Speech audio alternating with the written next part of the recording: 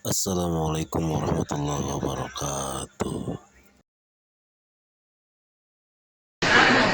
Bayangkan indung Masya Allah terus beki gede beki dedeh beki nyaah beki gede kuari terus bae di isangan di pandian. Waduh eta indung ya Allah ya Rabb.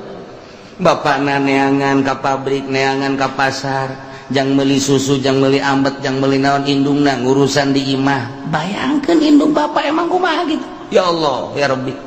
Nah kuari geus mulai oleng-oleng kokorondangan dan lain sebagainya tetep deh mana sing hade budak beusi kahau sing hade beusi kahau sing hade eta kan ku deudeuh anak sing boga gawe hade anjeun teh ka indung bapa ihsan kalawan hade nu nyaat ulah nyentak ka indung mah ulah marah ka indung bapak lantaran nyana nu jadi sebab ayana urang nu mantak ridallah fi ridal walidain ridho Allah terletak pada ridho indung bapak ridho Allah ridho indung bapak ridho Allah moal ridho Allah fi ridal walidain masya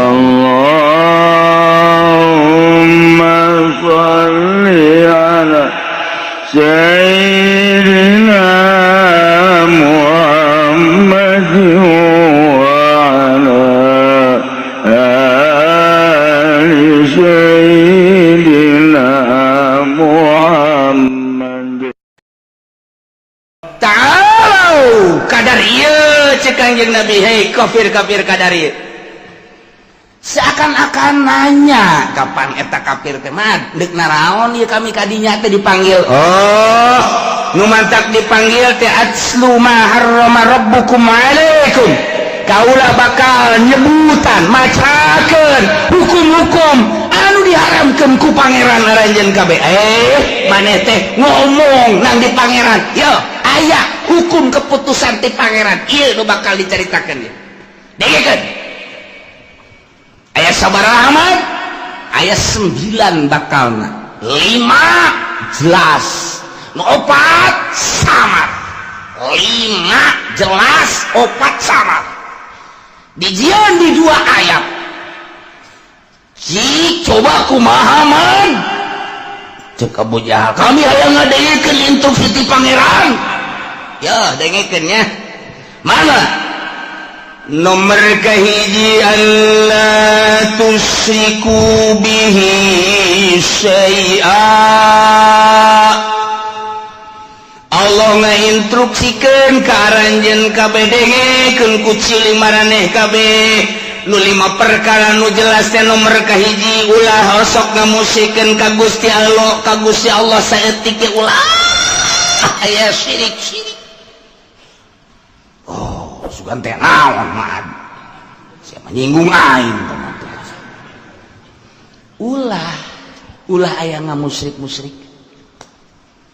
kok bisa kos kitu sih man kunaon eta cek pangeran kieu cek pangeran neuk pangeran mah ka Allah bae ulah sok make Uza Manat Lata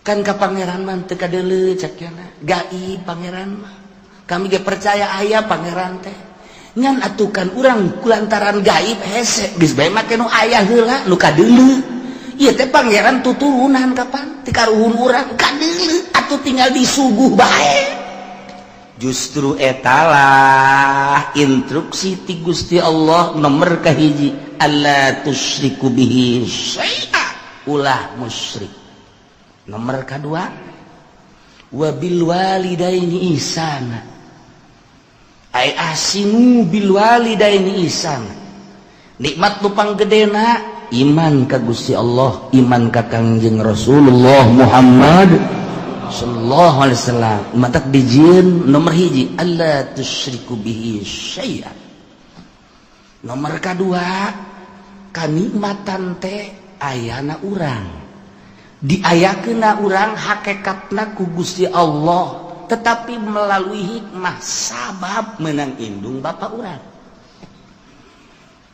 bayangkeun ku otak urang coba cek Kangjeng Nabi urang ti eueuh aya menang hikmah bapak urang totoker tengah peting nandean indung paparahuannya beres di kelebu sorry ya nu mana nu ti kelebu tah beres ngandung kapan eta mamawa maneh 8 bulan galibna bayangkeun kok naik karena puyeng naik karena ceuli tarorek naik karena irung naik karena bibir tengeunah dahar tengeunah nginum nu mantak nyana raba-raba mana nu ngeunah cak nyana neuleuh buah ngora cak nyana pasti ngeunah neuleuh cau ngora pasti cak nyana ngeunah neuleuh jambu ngora pasti cak nyana ngeunah neuleuh tai ngora pasti ngeunah masa nu ngora-ngora lah eta kan diicip-icip kunaon eta aya manehan kan di jero terus 3 bulan 4 bulan rada deres mulai rada ngeunah deui dahar deka mamada ge make diperhitungkeun moalah lantaran ieu keur hamil ieu keur ngandung pan eta di jero beuteung keneh geus deudeuh indung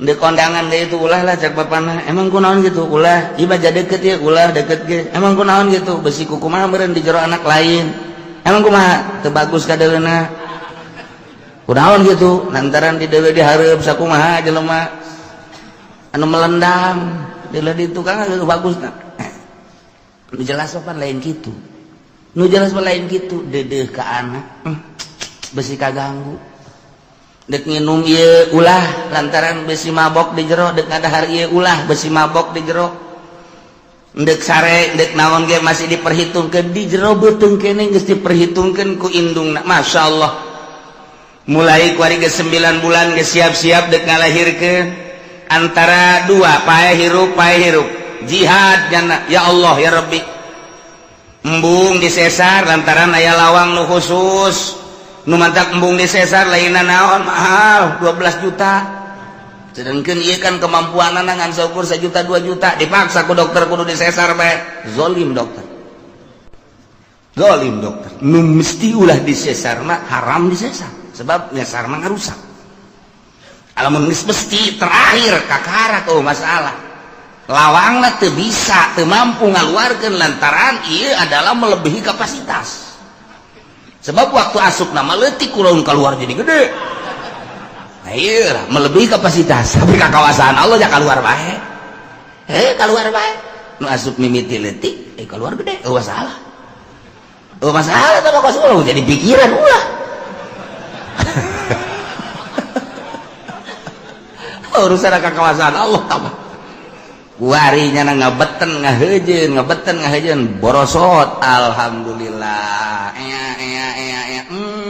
anak aya langsung kunyana dipandian kumaha dukun dan sama disusuan teu meunang aya nyamuk teu meunang aya naon digebegan kunyana kaganggu sare indung teh pikir ku otak coba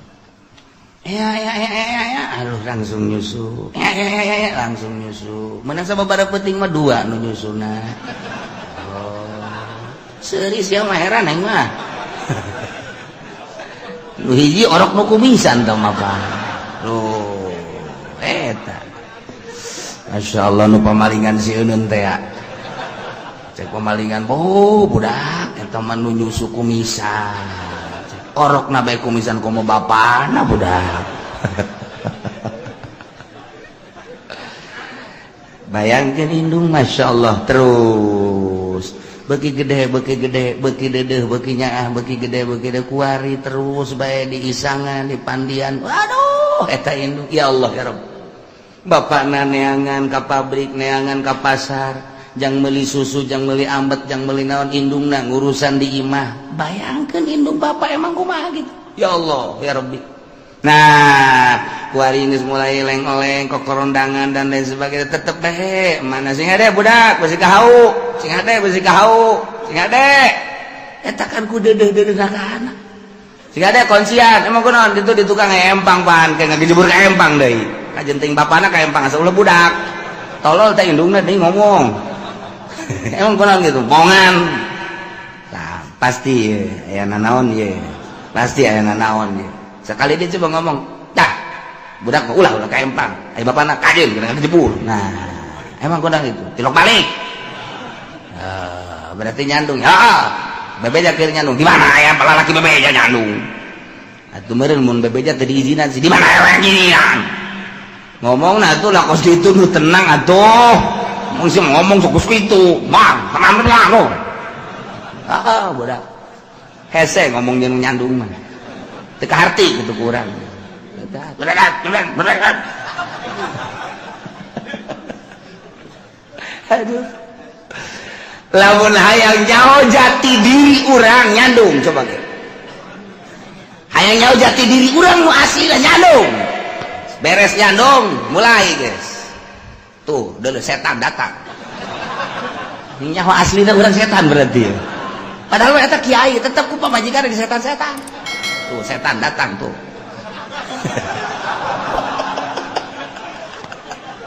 Eta nyaho aslina urang. Cangkilan kiai di setan-setan ku pamajikanana atuh komo tukang karung mah bae juri geledegan.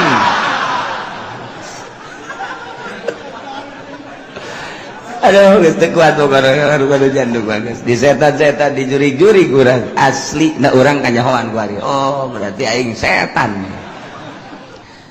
Tah maleureun-eureun ngomong mah maleureun-eureun tilu bacem. Hiji jeung nu dicandung moal aya anggeus-anggeusna. Ti isuk datang ka sore datang ka isuk ge moal putus.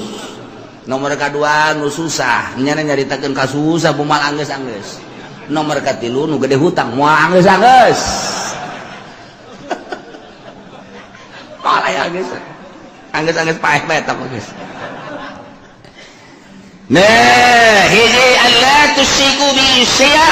Nomor kedua bayangkeun lantaran indung ti mimiti ngandung ngalahirkeun ngurus nyusuan dan lain sebagainya datang ka onggong-onggong dan lain sebagainya tetap deudeuh da ka anak bae deuk ka mamana ge moal anak deuk ka mamana ge kela besi anak aro anak we ya anak maka instruksi ti Gusti Allah wa bil walidaini sing boga gawe hade anjeun teh ka indung bapa ihsan kalawan hade nu nyaat ulah nyentak ka indung mah ulah marah ka indung bapa lantaran nyana nu jadi sebab ayana urang ngemantak ridallah fi ridal walidain ridho Allah terletak pada ridho indung bapa ridho Allah ridho indung bapak ridho Allah moal ridho Allah ridhol walidain masyaallah. Dua nomor katilu wala taqtulu auladakum min imlaq kalakuan nomor kahiji baheula ku parmekah teh musyrik nu mantak cek Gusti Allah alla tusyriku bihi syai'a. Nomor kedua kaindung bapak teh sogol urang Arab mah nu mantak diinstruksikeun ku Gusti Allah wa bil walidaini ihsana. Nomor katilu kalakuan urang Arab teh mun boga anak awewe teh asahina sangkilang kukumaha ge tetep bae kunyana dibungkus sirup-irup dikubur. Atawa mun boga anak teh lantaran ieu kehidupan teh kurang pati mantap can mapan lahir deui ka dunya teh kubur. Besi ngabahayakeun ka harta susah nemantak instruksi ti Gusti Allah wahai urang Arab cek Gusti Allah mat sampaikan wala taqtulu auladakum min imlaq ulah rek ngabunuh anak kulantaran rempan sieun besi pakir kulantaran di dia teh aya min aja imlakin besi pakir lain ngabunuh langsung dikubur bae kumaha kuari lamun digugurkeun besi pakir sarua bae membunuh ngaran atawa kuari mah azlu bae azlu di azlu teh artina begitu dek keluar cai bade cabut besi anakan. Emang kurang gitu lah can mapan dia besi pakir sarua aja ngabunuh azlu eta Nomor katilu, ditahan ulah kena boga anak, cukup 2 saja, masuk kabeh, lain kabeh cukup 2. Emang kurang? Bayangkan, coba orang kan hanya jadi karyawan, yuk atuh kan pendapatan saya kan orang lah, iya imah gecan boga, iya motor gan kreditan, kumaha lamun timbul anak deui, ya pokoknya mau besi susah lah kadituna. Tah eta kos kitu teh ngabunuh ngaran, dilarang ku agama. Kabeh larang ku agama mun sieun pakir. Azlu dilarang ku agama besi pakir mah sieun besi pakir mah. Kemudian atuh ayeuna mah kitu, komo ngabunuh langsung mah menggugurkan besi pakir. Haram ngabunuh sarua bae. Aya nu ngabunuh geus kaluar, aya nu ngabunuh di jero beuteung keneh, aya nu ngabunuh tibahaneun sarua. Lamun elatna min imlak besi pakir tetep pembunuh keneh bae, ngabunuh keneh bae, haram hukum. Emang na urusan rezeki kumaha kitu cek Gusti Allah, nahnu narzuqukum wa iyyahum. Muhammad bejakeun kepada kupar-kupar Mekah kunaon make jeung sieun pakir endahan dikubur hirup-hirup atawa diazdu dicabut teu diasupkeun ka peranakanana atawa manehanana ditahan peranakana supaya ulah boga anak kabeh ngaranna nahnu narzuqukum kaula nu agung anu ngarizkian aranjeun kabeh wa iyyahum jeung anak. Emang maneh kitu nu ngarizkian kaula nu ngarizkian. Urang makan kurang percaya ka Gusti Allah, kurang keyakinan ka Gusti Allah. Gusti Allah ngajelaskeun wa ma min dabatin fil ardi illa 'alallahi rizquha. Al-Qur'an teh tepati-pati anu lempang kumalandang di luhur bumi kecuali Allah nu bakal ngarizkian. Wari aya surat ti bupati mun maneh jadi PNS bakalna ieu aya gaji. Eselon hiji sakian, eselon 2 kasia, eselon 3 sakian, eselon 7 sakian. Emang aya diayakeun bae lah pokona eselon 7 ge. Tah eta berbagai golongan-golongan 1 2 dan sekian. Guru golongan hiji sakian, 2 sakian, 3 sakian. Eta keputusan. Tah geus kuari diadukeun. Percayaan keneh ka Gusti Allah apa percayaan keneh keputusan bupati? Ternyata percayaan keneh ka bupati, padahal bupati ge menangieun Allah paeh saruanya lagi, tapi kurang percayaan kayak aduh aing mah geus beusi teu digaji terus bae digawe pokona beusi teu digaji rempan aing teu asup di ngaguruan asana dipecat aing mah ke gaji aya ti Gusti Allah mah ieu acak Gusti Allah aing nu ngarizkian sia mah ibadah bae ka aing sugan boga kasieun henteu teu salat atuh biasa-biasa bae, tenang-tenang bae, kalem-kalem bae.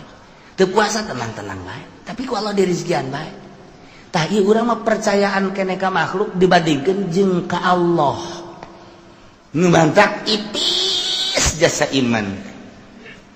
Entek terus aya pendidikan tasawuf. Maksudnya supaya keyakinan ka Allah na mantep. Dididiklah supaya bergeser keyakinan teh ka Allah, setik supaya pol ka Gusti Allah. Engkena boga pol ka Gusti ini berbagai bab, ieu keur bab rezeki bae polkeun ka Gusti Allah. Mandak lamun geus bisa pol ka Gusti Allah, ti eueuh ka aya nang Allah, kuari aya diurus ku Allah. Rezeki teh ya geus ditulis memeh urang lahir. Geus maksum berarti kan geus aya bagianana nu bakal ka urang moal bisa ku batur, nu ka batur moal bisa ku urang.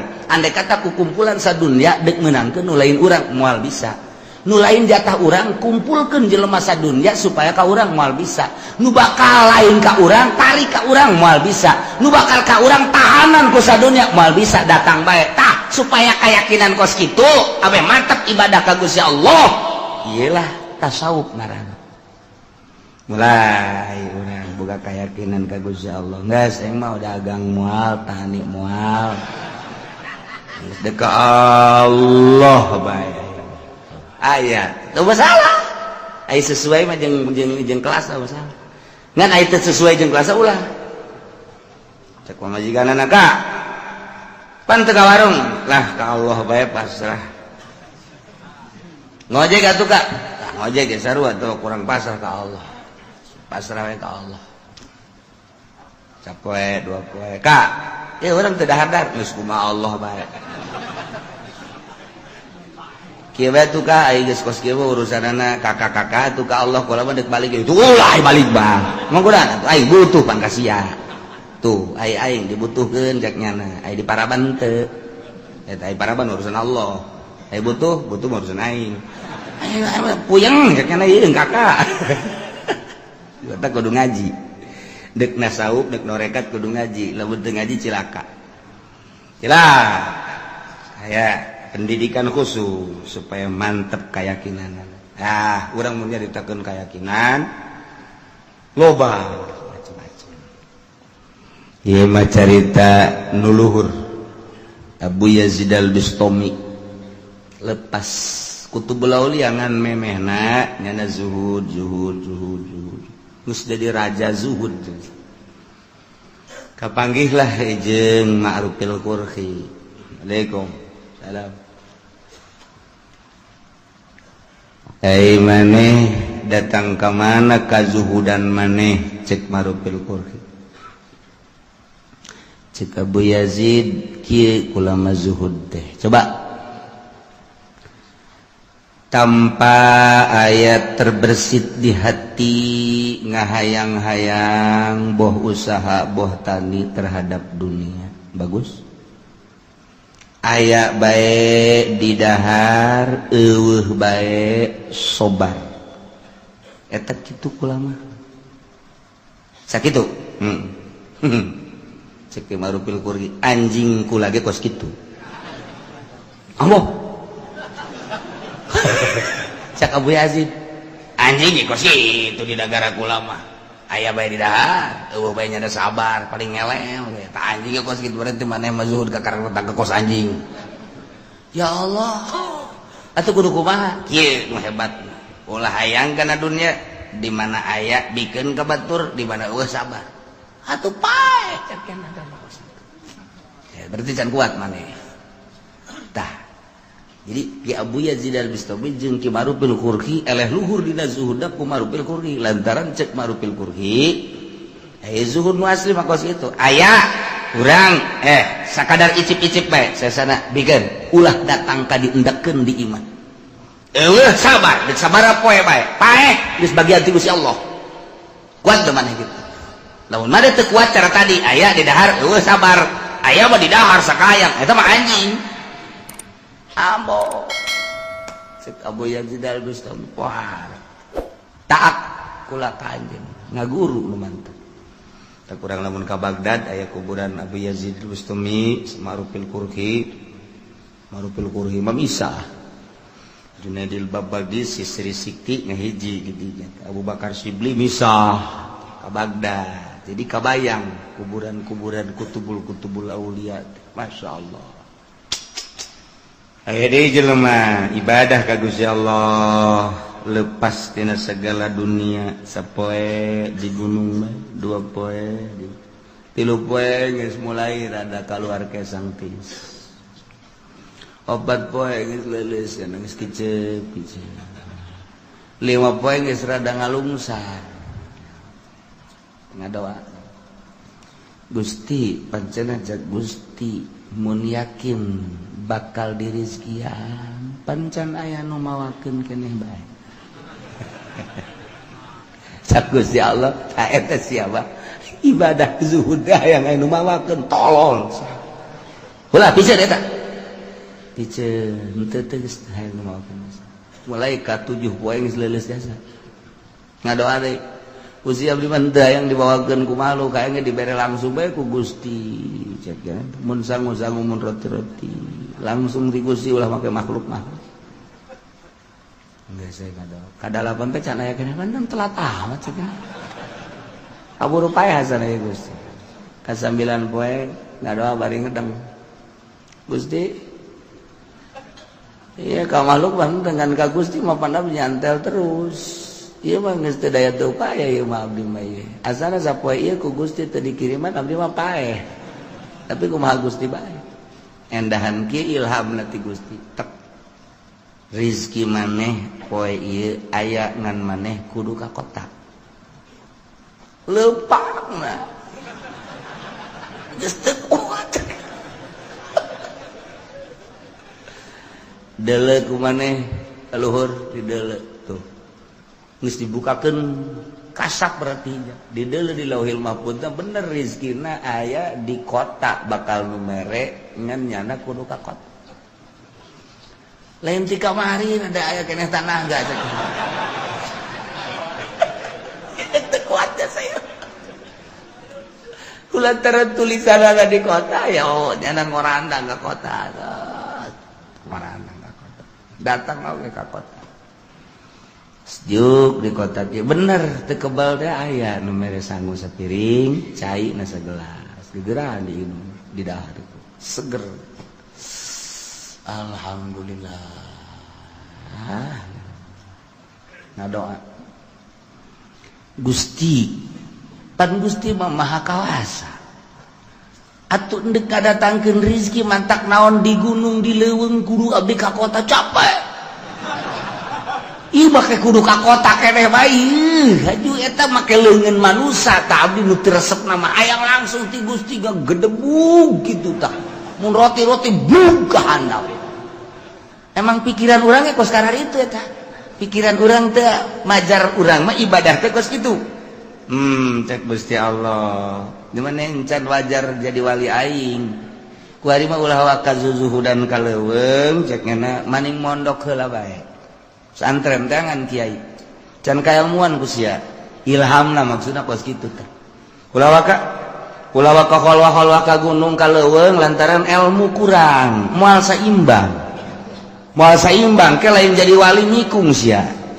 ayeuna neangan heula guru neangan nyana guru kebenaran eta lah di antara dua Buya Yazid Al-Bistami Syekh Marupil Qurqi jadi ngaguru deui tah teu bisa nu bodoh mah di bawah zuhud teh teu bisa nu bodoh mah pan ari anu pinter mah beureuh rezeki mah geus dibagi kekilitrikan mah kekilitrikan bae tetep jatuh ai lain encan wayah mah tetep teu bisa boro-boro jauh nu geus di bibir ge ai lain bagian urang mah kapan ku kotok jago dipacok sok tinggal urang mah naleungkeun ye sia geus di bibir aing da kan urang keur ngadahar jagong aya kotok jalak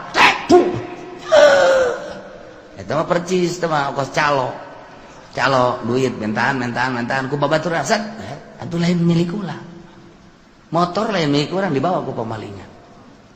Nah ige supaya teger dina ilmu urusan kazuhudan masantren heula.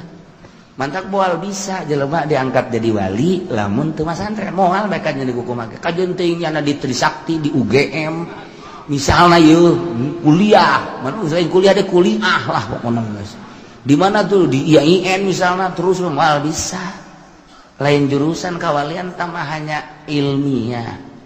Jang praktek lah kudu di pondok pesantren. Jurusan ilmu kawalian sakola tetap kudu mondok ya bisa nyana guru kaditu kaki Marupil Qurqi barang datang cek Syekh Marupil Qurqi ahli zuhud bantak datang ka dia aduh aing nanaon encen ge ngaguru geus disebut bantak aing sia di leuweungnya hampir paehnya sia ngadoana teu beres bisa kanyahoan abdi ngadoa teu beres Allah bebeja ka aing amoh sakit luhur abad sih parah urusan ada jeung Gusti Allah amoh murigak bulunya lagi murigak bulu tapi tetep can percaya cekna mah nya Allah ngobrol jeung nyana orang lah menceritakan kawalian teh kos gitu jadi kadang-kadang hayang seuri kadang-kadang oh ya eta pendidikan apa gitu can percaya coba aing dek mempercayakeun aku supaya aing yakin nyana di luar gegerentesan eta kos gitu tah oh cek sama dogeun teu percaya ka aing murid berangkat ayo Dek mana? Ngayakinkan, sia teh yakin ka aing kan? Pan kanyahoan. Wah, beuki sieun bae. Ayo. Dek mana? Ayo tuturkeun. Sok loba omong ulah mata tanya. Ayo aing boga babaturan. Oh, datang ka ieu mah babaturan. Wow, sono. Biasa adu tangkep dah. Wow, atuh. Kedatangan ku Ki Marupil Qurhi Poharjasa. Cali. Terus dibagiakeun cai, kopi dan lain sebagainya. Ke ulah ka mana? Dahar. Akhirnya bener sate. Uy. Daharlah tiluan. Nu boga imah sama Marupil Qurhi jeung murid anyar. Zuhud Bantat teh. Dah. Cek sama Marupil Qurhi dah ka muridna kan lamun can aya izin ti guru moal dahar begitu sama Marupil Qurhi ngadahar sate hiji ngahanum lagi didelegeun ku duaan pan teu didaharnya ngan hiji doang dikuyah-kunyah ku sama Marupil Qurhi endah dikado aku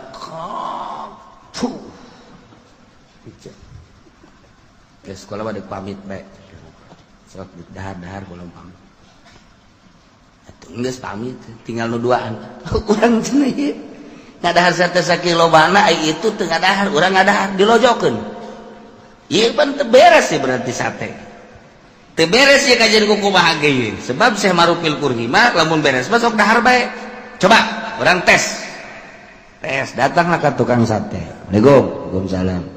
Ieu sate kan geus dibayar. Oh masalah sakieu teh. Mena nang ti mana? Menang meuli. Nu bener ya. Bener dang meuli. Nu bener ya. Urang mah lain lalagan urusan mayar 2 kali 3 kali masangan deuk dicek. Ieu embe naon nu sabenerna? Pan bisa marah gitu. Kula. Kedatangan guru kula Syekh Marupil Qurhi kemudian dahar. Aduh eta satena kunyana diicip-icip ngajeng balang teu mungkin lamun ieu teu bermasalah. Masyaallah. Hampura cenah kula can tukang sate. Emang kurang gitu. Embe paeh ku kula di sate. Cak anu Bantat juhud teh nyahoan kitu cenah tah. Guru urang embe paeh teh embe nu teu dipencit di sate ku kanyahoan. Pan urang mah eta mun lamun urang mah terus bae teh urang kadahar bangke kan. Tuh. Atuh pati ya bangsa beungeut-beungeut ku sate teh jaraha apa? Atuh teh jaraha atuh biasa bae. Dek bangket da dek naon pokona mah 15 tusuk.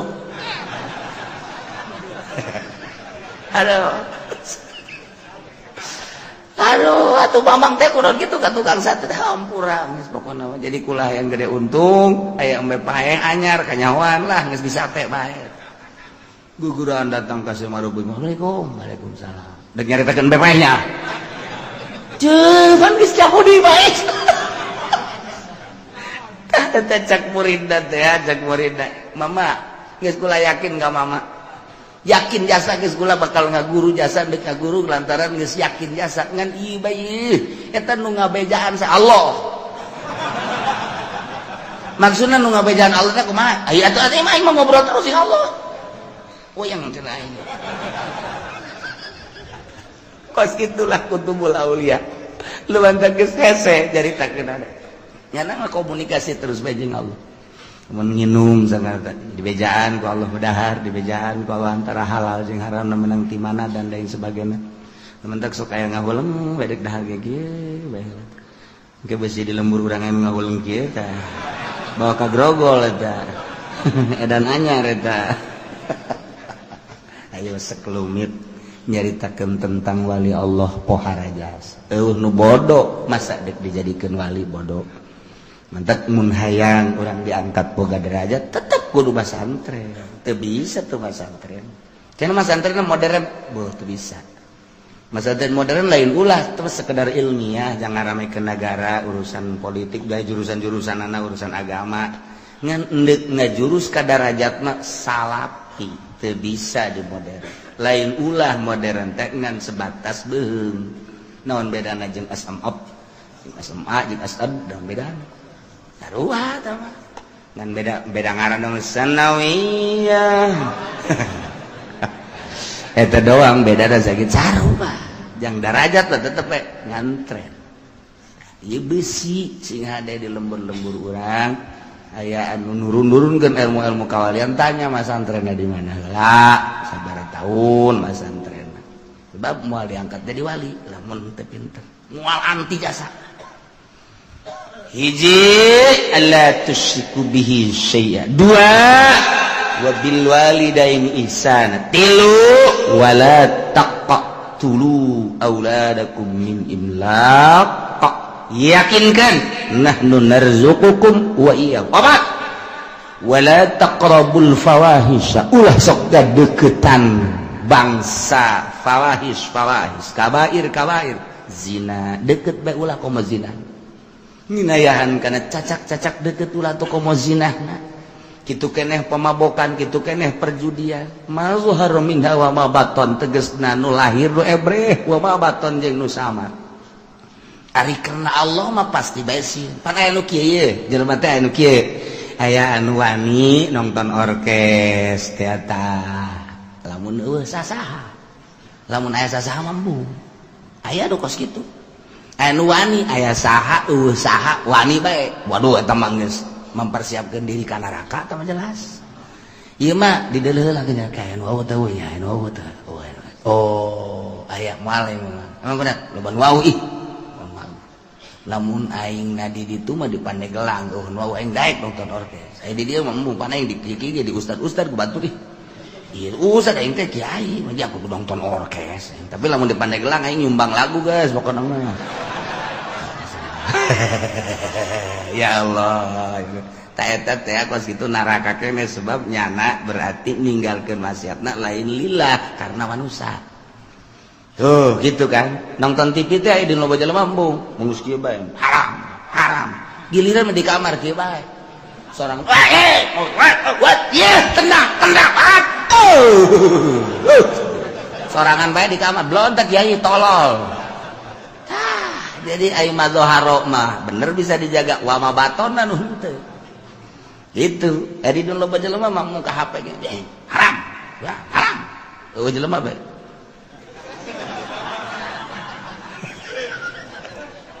Eta loba teh kiai nu kos kitu loba teh. Kiai loba. Ai bangsa pengusaha mah geus teu kudu kikituan mah geus ngajebur tah mah heula. Ieu mah kiai. Ai di loba jelema yang murid embung tapi sorangan boh. Ta eta henteu wa mabaton. Mazhar berkurang lillah berarti. Mun kadeuleu ku masyarakat nya ngajaga mun sorangan mah henteu. Tah eta cilaka tah bakos kitu. Ieu mah wala taqrabul fawahisha ma dhahara minha wa ma batan. Nu ebre nu samar ditinggalkeun ku nyana lantaran sieuna lain ka makhluk lain ka manusia. Allah. Berarti keur lobaan keur sorangan akur bae nu dipake ka sieuna Allah sedangkan Allah mah neulekeun teu neulekeun ghalib Allah mah. Sugan aya nundutan la takhuduhu sinatu wala nah. Teu pernah sare Allah teu pernah nundutan aja. Urang di bos mah bisa. Nah, bos keur nundutannya. Jelak bae. Tuh. Guru keur deuleukeun nya. Ayo ngarokok bae ngaji los. Masalah teu kadeuleuh cek kana teh. Teh eta mah lain ka Allah kan kos kitu mah, ka guru, ka bos, eta mah teu ikhlas.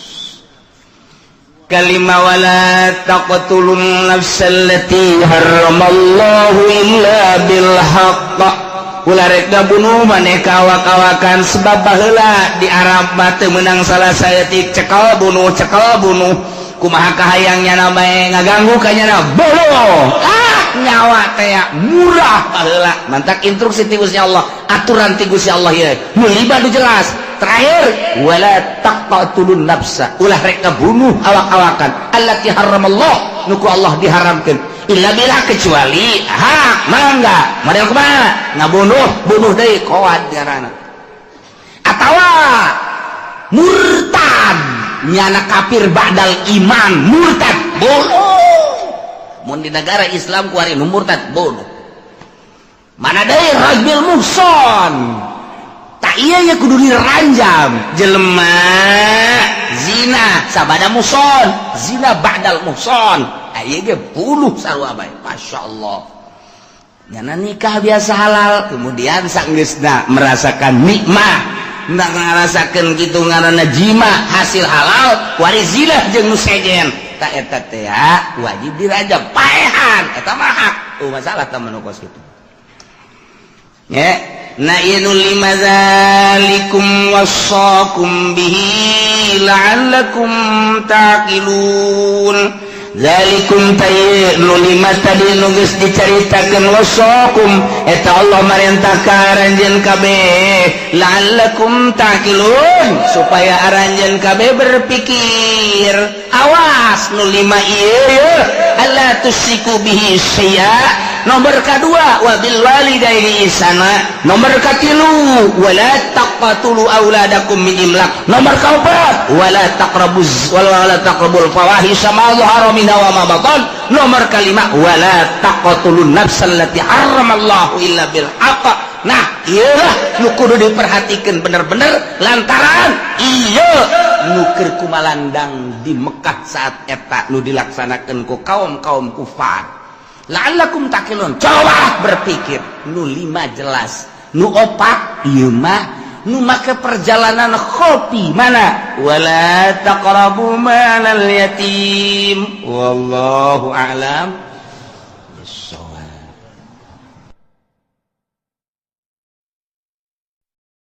Alhamdulillahirabbil alamin.